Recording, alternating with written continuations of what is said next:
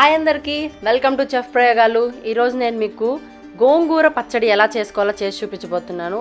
వేడి వేడి అన్నంలో కనుక వేసుకొని తింటే కమ్మగా కడుపు నిండా అన్నం తింటాము. మరి ఇంకెందుకు ఆలస్యం, ఈ వేడి వేడి గోంగూర పచ్చడి ఎలా తయారు చేసుకోవాలో చూసేద్దామా. చూసారు కదా, ఇప్పుడు ప్యాన్ అయితే హీట్ అయిపోయింది. నేను 50 గ్రాములు ఎండుమిరపకాయలు వేస్తున్నాను ఒక కట్ట గోంగూరకి. ఈ ఎండుమిరపకాయలు ఫ్రై చేసుకోవడానికి 1 టేబుల్ స్పూన్ ఆయిల్ వేస్తున్నాను. 50 గ్రాములు కరెక్ట్ గా స్పైసీగా సరిపోతుంది. ఇవి మనకి అరోమా వచ్చేంత వరకు ఫ్రై చేయాలి. కలర్ చేంజ్ అవ్వడం కానీ అలా ఏం అవ్వనవసరం లేదు.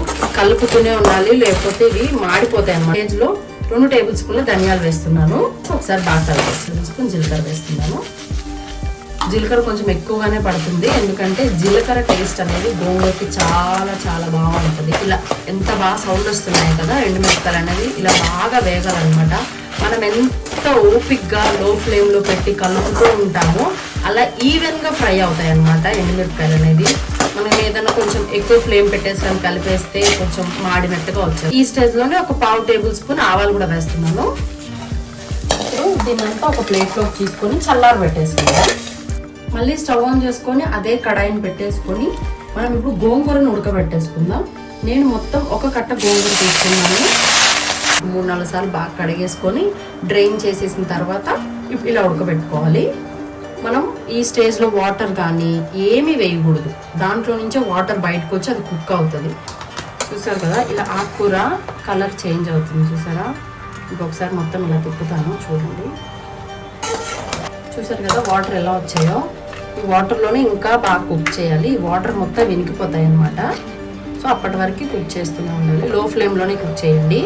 ఇలా మనం ఒక 3 to 4 మినిట్స్ ఇలా కుక్ చేయాలి లో ఫ్లేమ్లోనే. చూసారు కదా వాటర్ మొత్తం వినికిపోయాయి.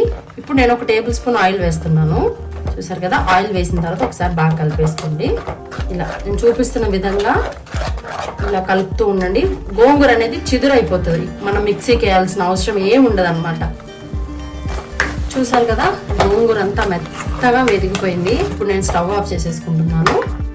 ఇలా ఒక మిక్సీ జార్ తీసుకొని మనం ముందుగా వేయించి పెట్టుకున్న ఎండుమిరపకాయలు, ధనియాలు ఇవి ఉన్నాయి కదా, ఇవన్నీ దీంట్లో వేసేసుకోవాలి. ఇప్పుడు దీంట్లో నేను 1/2 టేబుల్ స్పూన్ కల్లుప్పు వేస్తున్నాను.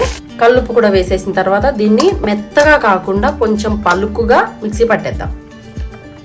చూసారు కదా, నేను ఇలా కొంచెం పలుకుగానే పట్టుకున్నాను. సో ఒకసారి ఇలా ట్రై చేసి చూడండి.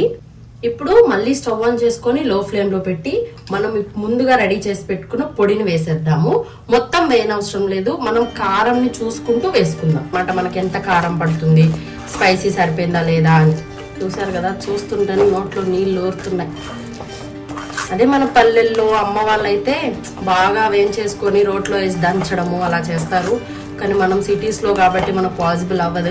ఉన్న దాంట్లోనే అడ్జస్ట్గా టేస్టీగా ఎలా చేసుకోవాలనేది ఇప్పుడు మన ఛానల్లో చూసేయండి. ఈ స్టేజ్లో మీకు పులుపు కారం అన్ని సరిపోయేలాగా చూసుకోండి. ఏది సరిపోకపోయినా మనం ఇదే స్టేజ్లో వేసుకోవాలి. నాకు ఇంకా పుల్లగానే అనిపిస్తుంది. ఒక 20% మిగిలిపోయింది, అది కూడా యాడ్ చేసేస్తుంది. ఒకసారి కలిపేస్తాం. 1 మినిట్ అలా లో ఫ్లేమ్లోనే కొంచెం కాసేపు ఉడకబెడదాము. ఇప్పుడు మనం దీన్ని పక్కన పెట్టేసుకుందాము. ఒక ప్యాన్ పెట్టేసుకుందాం పోపు వేసుకోవడానికి. చూసారు కదా, ఇలా నాన్ స్టిక్ కనుక అయితే మనం కాసేపు ఉడకబెట్టాల్సి వస్తుంది. గోంగూరని అడుగు అంటకుండా ఉంటుంది అనమాట. ఇలా ప్యాన్ హీట్ ఎక్కిన తర్వాత 1/2 కప్పు ఆయిల్ వేస్తున్నాను. ఇలా ఆయిల్ హీట్ అయిన తర్వాత 1/2 టేబుల్ స్పూన్ ఆవాలు, 1/2 టేబుల్ స్పూన్ జీలకర్ర, 1 స్పూన్ మినపప్పు, 1 టేబుల్ స్పూన్ మినపప్పు.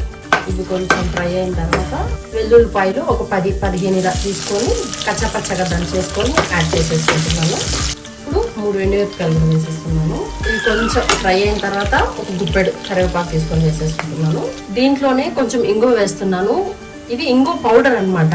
మీకు ఒకవేళ ఇంగువ గడ్డ అని దొరుకుతుంది, అది దొరికితే ఇంకా బాగా టేస్ట్ బాగుంటుంది. మనం ముందుగా కలిపి పెట్టుకున్న గోంగూర మొత్తం వేసేసుకున్నాం దీంట్లో. చూసారు కదా, ఇలా బాగా కలిపేసుకోవాలి. మొత్తం దీంట్లో నుంచి ఆయిల్ రిలీజ్ అవుతుంది. అప్పటి వరకు లో ఫ్లేమ్లోనే పెట్టి కాసేపు చేసుకోండి. ఒక 1 to 2 మినిట్స్ అంతే. చూసారు కదా, ఆయిల్ సైడ్స్ ఎలా రిలీజ్ అయిందో. ఇప్పుడు మన వేడి వేడి గోంగూర పచ్చడి అయితే రెడీ.